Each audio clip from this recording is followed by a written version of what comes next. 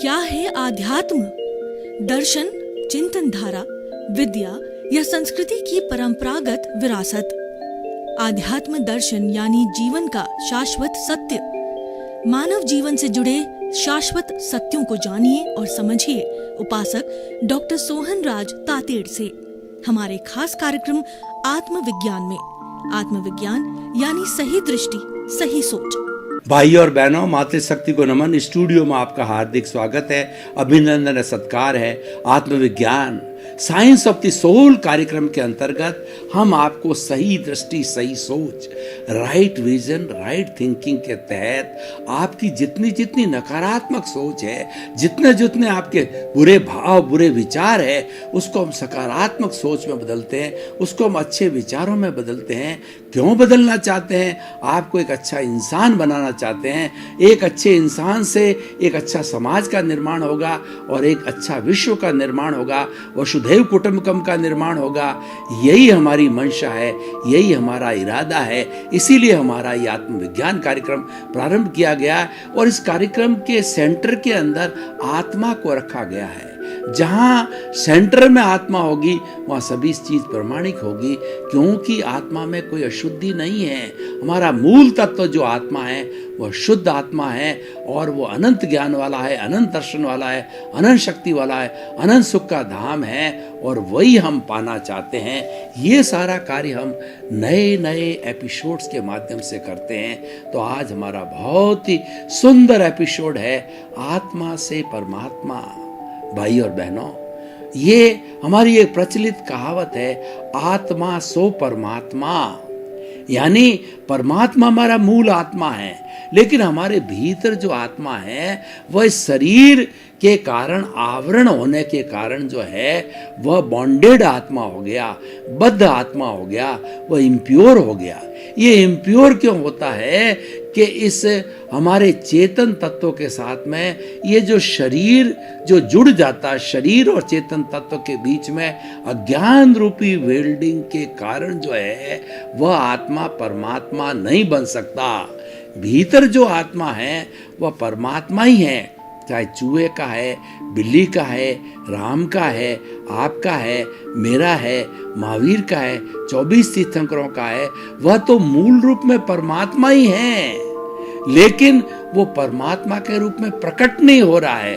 प्रकट कब होगा? जब उसकी मुक्ति होगी। इस शरीर रूपी कैद से जो है जब उसकी मुक्ति हो जाएगी तब वो परमात्मा बन जाएगा। तो इसीलिए, और उसकी मुक्ति नहीं होने देने वाला जो तत्व वो अज्ञान है। वो अज्ञान क्या है? वो राग द्वेष है, वो रॉन्ग बिलीफ है। रॉन्ग बिलीफ क्या है? कि मैं करता हूं, मैंने किया, ये कार्य मैंने किया, ये घर मैंने बनाया, ये प्रॉपर्टी मेरी है, मैं करोड़पति हूँ, मैं बड़ा लेखक हूँ, मैं डॉक्टर हूँ, इंजीनियर हूँ, मैं नेता हूँ। जो ये मैं और मेरा है, ये कर्तापन है। जबकि वास्तव के अंदर कुदरत ये कहती है कि मैंने किसी को कर्ता बनने की पावर नहीं दी है। पावर ऑफ अटॉर्नी किसी भी प्राणी को, 84 लाख जीवा योनि के प्राणी को नहीं दी है। वह उसका ज्ञान है कि वो अपने को कर्ता मानता है। कर्ता तो व्यवस्थित शक्ति है, साइंटिफिक सर्कमस्टेंशियल एविडेंसेज है, वही करता है। और वो हर व्यक्ति के उपादान, यानी जैसे जैसे पूर्व के जो भाव कर्म किए होते, हर जीव के, हर प्राणी के, और उसका इस जन्म के अंदर जो उसके द्रव्य कर्म बनते हैं, उस द्रव्य कर्म के अनुरूप जब उदय में आते हैं या जब उनका प्रारब्ध होता है, तो वो मात्र जो है वह संजोग जुटाती है, वो निमित्त जुटाती है। इसलिए व्यक्ति भी एक निमित्त है। हम न तो करता है और न किसी प्राणी को कर्ता में समझना। मैं करता हूँ और विश्व का हर प्राणी जो है, मैं अकर्ता हूँ, विश्व का हर प्राणी अकर्ता है। ये भावना होनी चाहिए, तब जाकर के ये आत्मा परमात्मा बनती है। अकर्ता भाव होना चाहिए, मतलब इस शरीर का मालिकीपन और कोई भी अपने जड़ पदार्थ का मालिकीपन जब हटता है और व्यक्ति अकर्ता बनता है, तब धीरे धीरे उसका जो कार्बन शरीर है वह शुद्ध होता है, और वह शुद्ध अवस्था के अंदर धीरे धीरे जब जीरो हो जाता है, तब वो आत्मा से परमात्मा बन जाती है। अब आत्मा हमारी परमात्मा है, और उसके तीन जो है क्लासिफिकेशन है, वर्गीकरण है, तीन अवस्थाएं हैं। उन अवस्थाओं का हम चिंतन करेंगे कि किस तरीके से आत्मा से परमात्मा बना जा सकता है। तो आत्मा वही है, मूल आत्मा। उसकी पहली अवस्था होती है, वह होती है जीवात्मा। जीवात्मा कौन होता है? जो मैं और मेरा से घिरा रहता है, वो इंद्रिय सुखों से घिरा रहता है, वो जन्म से अंतिम तक जो है 5 इंद्रियों का सुख भोगता है। मेरा घर, मेरा परिवार, मेरा बच्चे, मैं माता, मैं पिता, और मैं पुत्र हूँ, मैं दादा हूँ, मैं दादी हूँ। इस भावना के तहत जो है पूरा जीवन वो यापन कर लेता है, और उसके अंदर ही रहता है, वो जीवात्मा कहलाता है। ऐसा जीवात्मा जो है वो स्वार्थ के दायरे से बाहर नहीं निकलता है, और वह राग द्वेष के अनुरूप जो है इस जीवन को भोगता रहता है, और नया राग द्वेष चार्ज करता रहता है। यानी इसके अंदर चार्जिंग और डिस्चार्जिंग दोनों एक साथ चलते रहते हैं, क्योंकि जो है वह पूर्व जन्म से जो लेके आया वो तो डिस्चार्ज है, और इस जन्म का नए भाव करके, नए कॉजेज डाल करके, नए कर्म बीज डाल करके, और वह जो एक नया जो है चार्जिंग बनाता है, नया कार्बन शरीर, कॉजल बॉडी बनाता है, लिंग शरीर बनाता है, और वह अगले जन्म में उसके अनुरूप जो है भुगतता है और सुख दुख की अनुभूति करता है। तो भाई और बहनों, ये सारा सामान्य व्यक्ति जो है वो जीवात्मा होता है, और उसकी जितनी भी कर्मजा शक्ति है, जिसको हम प्राण ऊर्जा कहते हैं, वह भोग में, विलास में, खाने में, पीने में, eat drink and B Mary, इंद्रिय सुखों के अंदर ही बिता देता है। उसके अलग की स्थिति उसको भान भी नहीं रहती। सामान्य व्यक्ति यही करता है, और जितने हमारे पशु पक्षी है उनका जो है ज्ञान बहुत कम विकसित है, इस कारण वो तो ऐसा करते ही है। अब दूसरी आत्मा का जो है हमारी अवस्था है, वो है हमारी अंतरात्मा। यहाँ से परिवर्तन चालू होता है। ये परार्थ की भूमिका है। पहली भूमिका थी स्वार्थ की भूमिका। परार्थ की भूमिका में जब व्यक्ति आता है, तब उसको किसी ज्ञानी पुरुष से संपर्क मिलता है। पूर्व जन्म के कर्मों के पुण्योदय से कोई उसको ज्ञानी दादा भगवान जैसे, या बड़े बड़े आचार्य जैसे कि स्वामी विवेकानंद को रामकृष्ण परमहंस मिले, उसके अनुरूप कोई ज्ञानी मिलता है। स्वामी विवेकानंद जो है वो अपने जीवन के अंदर स्पिरिचुअलिटी को लेके आए थे, धार्मिक व्यक्ति थे। पूर्व जन्म के अंदर आत्मा की भजना करके आए थे, आत्मा का रियलाइजेशन करके आए थे, ताकि इस जन्म के अंदर उनका जन्म पूरा स्पिरिचुअलिटी से ओतप्रोत था।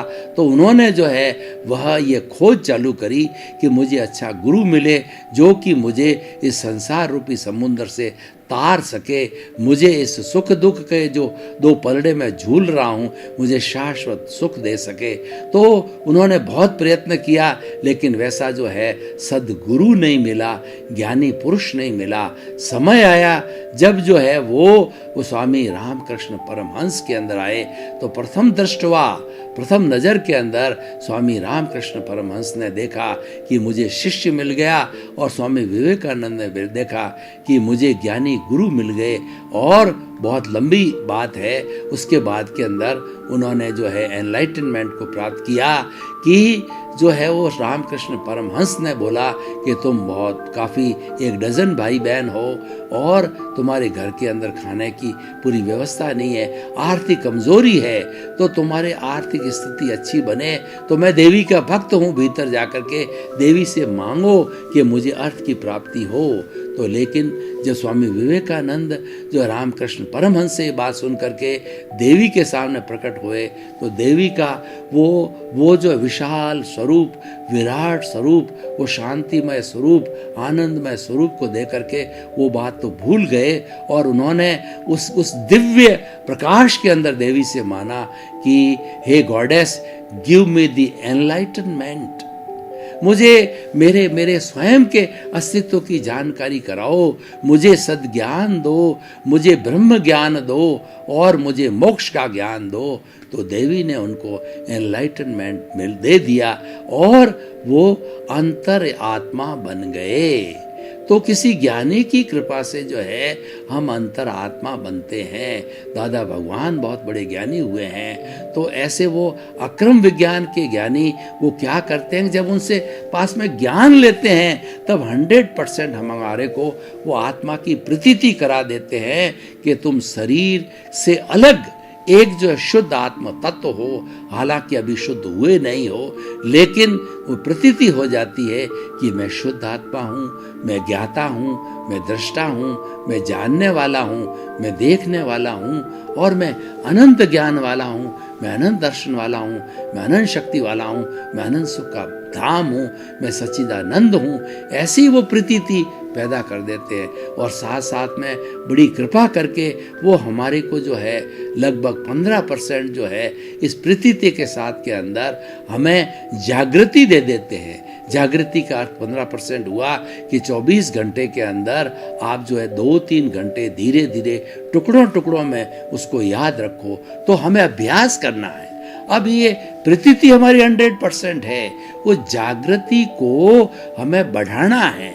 जागृति को 15% से 100% करना है, यानी 24 आवर्स के अंदर हम ये कभी नहीं भूलें कि शरीर में रहते हुए भी मैं शुद्ध आत्मा हूँ, शरीर अलग है, मैं अलग हूँ, ये शरीर जड़ है, ये नाशवान है, मैं तो चेतन हूँ, मैं तो शाश्वत हूँ, मैं तो हमेशा रहने वाला हूँ, मैं अजर हूँ, मैं अमर हूँ। ये तो अपना ये भुगतने वाला है, ये अपना पूर्व जन्म के कर्मों का भुगतान करके ये समाप्त हो जाएगा, इसको जला दिया जाएगा, ये जड़ तत्व है, मैं ये नहीं हूँ। और ये सोहन राज रूपी जो इसको जो शरीर मिला है उसके मन वचन काया क्या करते हैं, उसको मात्र जो है मेरी जो है वो भाव शक्ति प्रज्ञा के द्वारा जो है प्रतिष्ठित आत्मा के द्वारा प्रतिष्ठित करता रहूं कि मैं तो शुद्ध आत्मा हूं और मैं ज्ञाता दृष्टा हूं, देखता रहूं। ये जो है जागृति 24 आवर्स रहती है। तो निश्चित रूप से हमारे को ज्ञानी पुरुष है 2% करीब अनुभव देते हैं। ये तीनों जो है वो फोल्डर्स जो है वो जनरेट कर देते हैं कि 100% प्रतीति का फोल्डर, दूसरा 15% जागृति का फोल्डर और तीसरा 2% एक्सपीरियंस का फोल्डर। जब हमारी जागृति धीरे धीरे बढ़ जाती है 100% अवस्था तक 24 आवर्स रहती है, वो जो है कांस्टेंट रहती है, कंसिस्टेंट रहती है, वह जागृति अजागृति में नहीं बदलती है, तो उस स्थिरता के कारण जो है हमारा अनुभव का ग्राफ भी 2% से 10%, 15% और जब 100% होता है तो केवल दर्शन होता है इस जन्म के अंदर, और अगले जन्म में जाकर के वह जीव जो है वो केवल ज्ञान को प्राप्त कर लेता है। और केवल ज्ञान जो है प्राप्त होने के बाद के अंदर उसको जो है धूप का सूर्य जो है प्रकाशित के समान होता है। उसको भूत भविष्य वर्तमान पूरे ब्रह्मांड के जड़ और चेतन की हर अवस्था को केवल ज्ञानी देखने लग जाता है। उसके बाद उसको कुछ करना नहीं होता है। जब केवल दर्शन खुला हो जाता है, जब पुरुषार्थ समाप्त हो जाता है, उसके बाद तो जो है जो कुछ भी बचा समय होता है, जैसे संजोग होते हैं, जैसे उनका आयुष्य होता है, उतना आयुष्य के अंदर केवल ज्ञान को प्राप्त करके केवल ज्ञानी होता है, वो साधना करता है। तीर्थंकर भी केवल ज्ञानी होते हैं, वो जो है समोषण लगाते हैं, प्रवचन देते हैं, वो तिन्नाणम तार्याणम होते हैं, 4 तीर्थ की स्थापना करते हैं, साधु साध्वी श्रावक श्राविका, और लोगों को तारते हैं, लोगों को मुक्ति में भेजते हैं, लोगों को मोक्ष भेजते हैं। और जो केवल ज्ञानी होता है मात्र वो स्वयं का कल्याण करता है, दूसरे का ज़्यादा कल्याण नहीं कर पाता है। और क्योंकि तीर्थंकर के अतिशय होते हैं उसके अनुरूप ये कार्य करता है। तो भाई भाई और बहनों, हम जो है वो बात कर रहे थे आत्मा सो परमात्मा की को, ये अंतरात्मा बनने के बाद के अंदर जब हमारा अनुभव 100% होता है और केवल ज्ञान की प्राप्ति कर लेते हैं, वह स्थिति परमात्मा की स्थिति होती है। और वह भी केवल ज्ञान इस शरीर में होता है, और केवल ज्ञान होते ही बल्कि वीतराग जो 12वां गुण स्थान है, उसको मोह को पछाड़ने के बाद, मोह को समाप्त करने के बाद के अंदर ये हमारा कार्बन शरीर है, जिसका कि जो निकाचित, जो हमारे कर्म, जो घाती कर्म समाप्त हो जाते हैं, तो घारी में मोहनीय कर्म समाप्त होने से बाद के अंदर हमारे को वीतरागता की स्थिति प्राप्त होती है। और कुछ ही समय के अंदर ज्ञानावर्णीय, दर्शनावर्णीय और मोहनीय समाप्त हो चुका, और उसके बाद के अंदर अंतराय कर्म, ये तीनों अंतराय कर्म तो परिणति अवस्था है।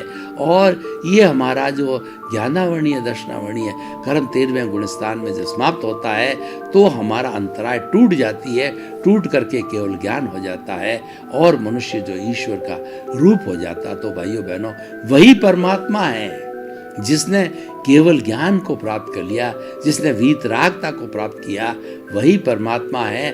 और वह शरीर के अंदर परमात्मा कब तक रहता है? जब तक उसका आयुष्य काल बाकी होता है, क्योंकि आयुष्य के अधीन रहता है। आयुष्य हमारा अघाती कर्म है, 4 अघाती कर्म होते हैं, शरीर से जुड़े हुए रहते हैं, और वो तीर्थंकरों को भी उनके शुभ होता है, लेकिन वो शुभ कर्म जो है उनको इरियापथिक बोला जाता है। एक क्षण के अंदर शुभ कर्म का बंधन होता है, दूसरे क्षण के अंदर वह शुभ कर्म है वो भोग लिया जाता है। वो मात्र जो है हमारा जो अघाती कर्म कौन कौन से होते हैं? वेदनीय, आयुष्य, नाम और गोत्र। तो वेदना का जो है उनको शुभ वेदना होती है, अशुभ वेदना नहीं होती है, लेकिन आयुष्य बाकी होता है। तो उस आयुष्य को भुगतने के लिए, उस अघाती कर्म को भुगतने के लिए वह केवल ज्ञानी जो है जिंदा रहता है। और जब वो आयुष्य का समाप्त हो जाता है तो वो सिद्ध बुद्ध मुक्त और परमात्मा बन जाता है, सिद्ध शिला में विराजमान हो जाता है, और 84 लाख जीवा योनि के चक्कर के अंदर नहीं भटकता है। तो भाई और बहनों, हमने देखा कि ये सारा चिंतन किया कि आत्मा से परमात्मा हुआ जा सकता है, हो सकते हम। ज्ञानी पुरुष की तलाश कीजिए और ज्ञानी से ज्ञान लेकर के और जो है हमारे अज्ञान को मिटाइए। ये अज्ञान रूपी वेल्डिंग है, ये शरीर और आत्मा के बीच में पड़ा होता है। इस वेल्डिंग को काटना है, जो ही वेल्डिंग पूरा कट जाएगी। ये वेल्डिंग हमारा कार्बन शरीर है, जो कि हमारा जड़ तत्व है, और ये चतुस्पर्शी जो है कर्मों के कारण जो है ये जो है वह हमारा पुण्य और पाप के रूप के अंदर ये पैदा हुआ होता है। इसको समाप्त करना है, वो हमारा मुख्य लक्ष्य होता है, और उसी से हम परमात्मा बनते हैं। भाई और बहनों, इस एपिसोड को जो है आज हम वर्तमान परिप्रेक्ष्य में कसौटी पर कसें तो इससे व्यक्ति को क्या लाभ है, और जो समाज को क्या लाभ है, विश्व को क्या लाभ है, ये विश्वव्यापी कैसे बन सकता है। तो मैं बताना चाहता हूँ कि व्यक्ति अगर आत्मा से परमात्मा बनने का चिंतन करे, वैसा भाव करे, वैसा प्रतिष्ठा करे, तो बन सकता है। इस जन्म में नहीं तो आने वाले कुछ जन्मों के अंदर बन सकता है। उसके अंदर तड़फ होनी चाहिए। Where there is a will there is a way. जब व्यक्ति को जो है जहाँ चाहा वहाँ रहा, व्यक्ति की चाह होनी चाहिए, व्यक्ति का इंटरेस्ट होना चाहिए, उस दिशा के अंदर जाता रहेगा। यानी हमारी जागृति है, प्रतीति तो हमें ज्ञान लेने के बाद हो जाती है, लेकिन जागृति जो है पूरी नहीं रहती है। कभी हमारा जो पूर्व जन्म के कर्मों का फोर्स बाकी होता है, जो डिस्चार्ज बाकी होता है, वो हमें अजागृति में डाल देता है, और पुरुषार्थ है वो जागृति में रहना। देखिए, शरीर के साथ जो हमारा कार्य हो रहा है, कर्मों का भुगतान हो रहा है, वह अपना कार्य कर रहा है, वो उदय है, वो प्रारब्ध है, लेकिन हमें उसके साथ जुड़ना नहीं है। अगर हम उसके साथ जुड़ गए तो फिर राग द्वेष हो जाएगा, फिर जो है नए कॉजेज पढ़ेंगे, और नए कॉजेज पढ़ करके और फिर जो है अगला जन्म हमें धारण करना पड़ेगा उस कॉज के कारण कि वो कषाय को जन्म देता है। तो वैसी स्थिति पैदा न हो तो हम जागृति में, हम पुरुषार्थ में रहें। हमें जो ज्ञान देने वाला है वो हमें पुरुष बना देता है कि हे पुरुष, तो पुरुषार्थ कर। पुरुषार्थ क्या है कि जागृति में रहना। जागृति क्या है? स्वभाव में रमण करना। मैं ज्ञाता दृष्टा भाव वाला हूँ, और जो कि सच्चिदानंद है जो कि चेतन है, जो कि शाश्वत है, वो समाप्त नहीं होता। और ये समाप्त होने वाला ये पुद्गल है, ये जड़ है, ये परमाणु है, ये समाप्त होता है और ये चार्ज होता है, ये डिस्चार्ज होता है। किसकी हाजिरी में होता है?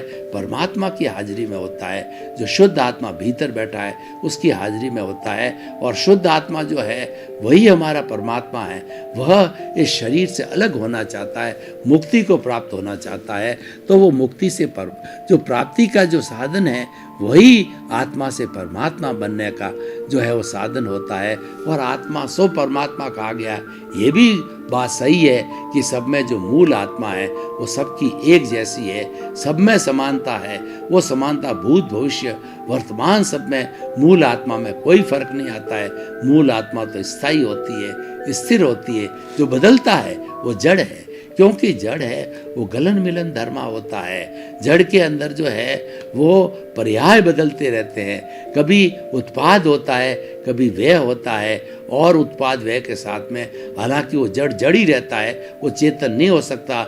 उसको द्रव्य कहते हैं। अपने स्वभाव में रहना वो द्रव्य कहलाता है। और उत्पाद का मतलब उत्पन्न होना, व्यय का मतलब समाप्त होना। हम आपको एक उदाहरण देना चाहते हैं उत्पाद और व्यय के ऊपर। मान लीजिए एक औरत जो है उसके अपने कड़ों को, रिंग्स को जो है तोड़ करके नेकलेस बना लेती, तो नेकलेस का बनना जो है उत्पाद कहलाता है और कड़े का टूटना है वो व्यय कहलाता है। लेकिन दोनों स्थिति के अंदर, चाहे कड़ा हो, चाहे जो व्यक्ति का हार हो, स्त्री का हार हो, दोनों स्थिति के अंदर सोना सोना ही रहता है। सोना का स्वरूप नहीं बदलता, वो द्रव्य कहलाता है। तो इसी तरह से हमारी आत्मा है, ये द्रव्य है, ये शाश्वत है, ये कभी बदलती नहीं है।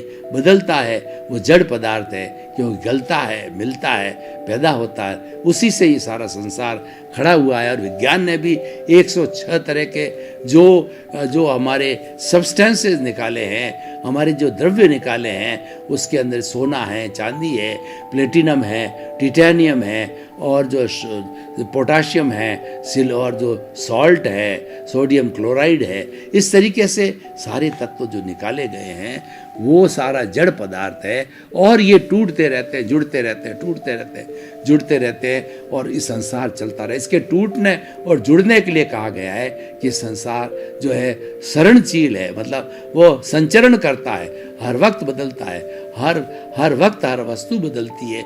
ये संसार का स्वभाव है, तो वो चलता रहता है। तो भाई और बहनों, इस तरीके से अगर हमें ये ज्ञान प्राप्त हो जाता है, इस एपिसोड को हमारे दिखाने का या हमारे कहने का अर्थ क्या है कि व्यक्ति परिश्रम करके ज्ञानी को ढूंढे, ज्ञानी से ज्ञान प्राप्त करे, और उसको गुरु बोला जाता है। जो गुरु ज्ञान देता है वो महान होता है। गुरु के लिए कहा गया है कि गुरु गोविंद दाऊ खड़े काके लागू पाए, बलियारी गुरु आपने, और बलियारी गुरु आपने गोविंद दियो बताए। हमें गोविंद यानी ईश्वर को बताने वाला है, वो गुरु होता है। गुरु के बिना ज्ञान नहीं होता, गुरु के बिना ईश्वर की प्राप्ति नहीं होती है। इसलिए गुरु शब्द की व्याख्या करें, गु का मतलब अंधकार रूप, मतलब दूर करने वाला, अज्ञान रूपी अहंकार को दूर करने वाला गुरु कहलाता है। वो शताब्दियों का घना अंधेरा हो, उस अंधेरे के अंदर एक छोटा सा जो है हम मिट्टी का एक दिया जला देते हैं तो घना अंधेरा छट जाता है। उसी तरीके से हमारे ज्ञान रूपी अंधकार को मिटाने वाला है वो गुरु कहलाता है, वो ज्ञानी पुरुष कहलाता है। ऐसा सच्चा गुरु और ज्ञानी जब हमको जीवात्मा से अंतरात्मा बना देता है, हमको आत्मस्वरूप की प्रतीति करा देता है 100% की तुम तो शुद्ध आत्मा हो, फिर आगे बढ़ना है, हमारा वो सारा पुरुषार्थ कहलाता है। वो हमें पुरुष बनाने के बाद हम जितनी एक्टिविटी करते हैं वो पुरुषार्थ कहलाता है। और हमें आत्मा से परमात्मा बनने के लिए ये ध्यान रखें कि जड़ जड़ को पैदा करता है। यानी हम पीछे से जो भाव कर करके आए हैं, जो आज द्रव्य कर्म हमारे भुगतान हो रहे हैं, वो तो भुगतान चलता रहेगा, वो डिस्चार्ज चलता रहेगा।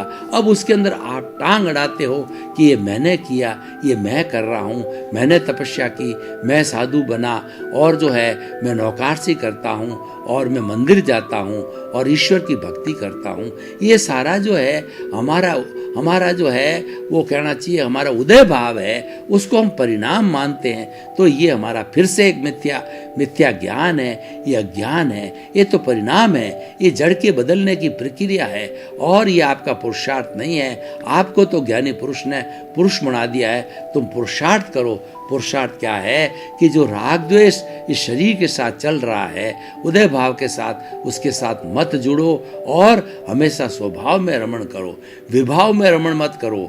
हम जब अपनी आत्मा के अंदर रहते हैं तब हम स्वभाव में रहते हैं और जो ही जड़ में आ जाते हैं, संसार की प्रवृत्तियों के अंदर आ जाते हैं, तो वह जो है हम जो है वो चेतन जो तत्व हमारा उससे हट करके विभाव के अंदर चले जाते हैं। तो भाइयों और बहनों, स्वभाव में रमण करना है ये हमारा पुरुषार्थ है और विभाव में रमण करना है ये हमारा उदय है।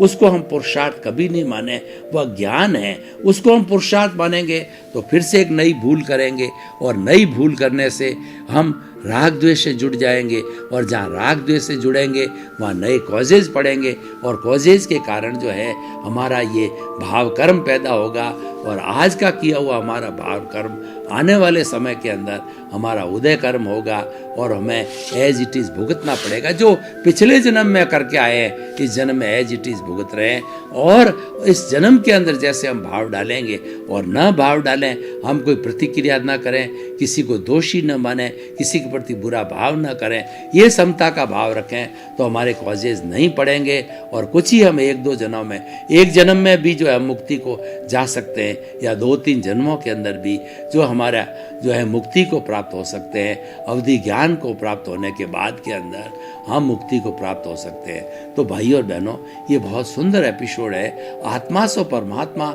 ये एक ऐसा समाज का रेगुलेशन है, समाज के अंदर एक ऐसा दृष्टिकोण है जो कि शांतिपूर्ण सहअस्तित्व ला सकता है, क्योंकि हम आत्मा सो परमात्मा के ज्ञान के साथ में हर जीवित प्राणी की एग्जिस्टेंस को स्वीकार करते हैं, क्योंकि उसकी जो है वह जो उसकी एग्जिस्टेंस को हम अस्तित्व को स्वीकार करते हैं। इसका मतलब हम अपने अस्तित्व को स्वीकार करते हैं और हमने अगर उसके अस्तित्व को नकार दिया यानी हमने हमारे अस्तित्व को नकार दिया। इसलिए भाई और बहनों, अपना अस्तित्व को मैं नकारना नहीं है, मैं स्वीकार करना है। कि इसका अर्थ क्या हुआ कि हर प्राणी के अंदर 84 लाख जीवायोनि प्राणियों के भीतर विराजमान शुद्ध आत्मा भगवान को निर्दोष दृष्टि से दर्शन कर उनको नमन करता हूँ। ये सारी जो सृष्टि है, ये सारी जो नेचर है, ये सारा जगत है, ये वीतराग है। इसके अंदर कोई शुद्धि नहीं और 84 लाख जीवायोनि के प्राणी जिसे मेरा हिसाब किताब बाकी नहीं है, वो मेरे लिए जो है वह एक तरीके से वो मेरे लिए शुद्धि की जगह होती है और उसके साथ में कोई भी जो हमारा जो जुड़ाव है उसका हमें ध्यान रखना चाहिए।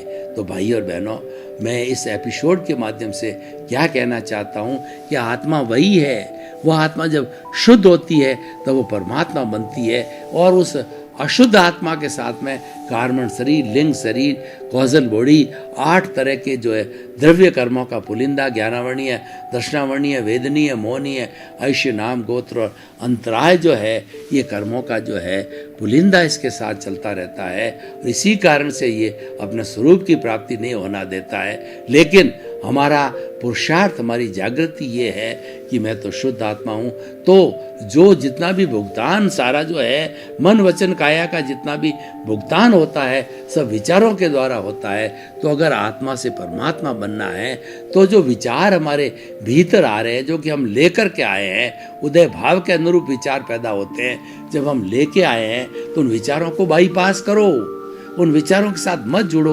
उन विचारों के साथ जुड़ते ही नया राग द्वेष पैदा हो गया, नया कॉज पैदा होगा और नई कॉजल बॉडी बढ़ेगी, लिंग शरीर बढ़ेगा और हम जन्म जन्मांतर के अंदर ये 84 लाख जीवयोनियों के अंदर घूमते रहेंगे।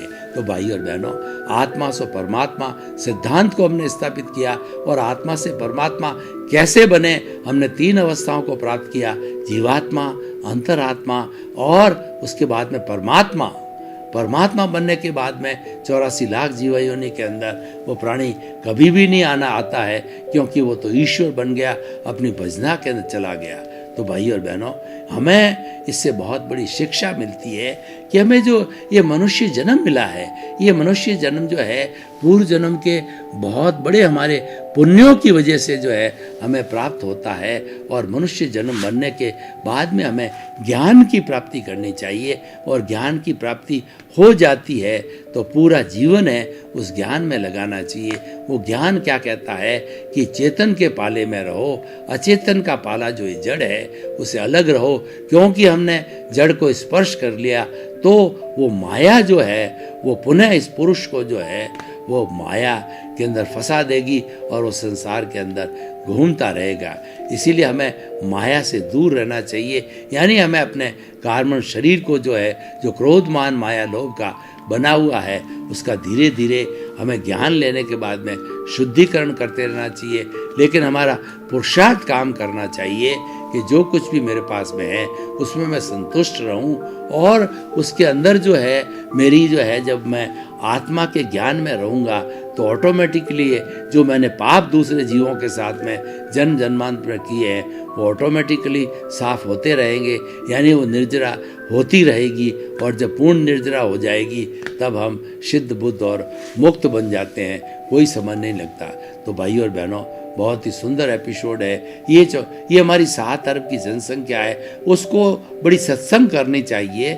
हमें ये सबसे पहले हमारे भीतर ये प्रश्न उठना चाहिए, हु एम आई, मैं कौन हूँ? क्या मैं इस सोनराज रूपी जो शरीर है उसका मालिक हूँ, या इस शरीर से जो जो चीज़ें मुझे मिल रही है उसका मालिक हूँ? तो शरीर से मालिकाना हिसाब को निकालिए और कर्तापन को भी निकालिए। मैं अकर्ता हूँ और मैं जो है इस जो है शरीर रूपी जो है शरीर का जो है मालिक नहीं हूँ, मैं तो ज्ञाता हूँ, दृष्टा हूँ।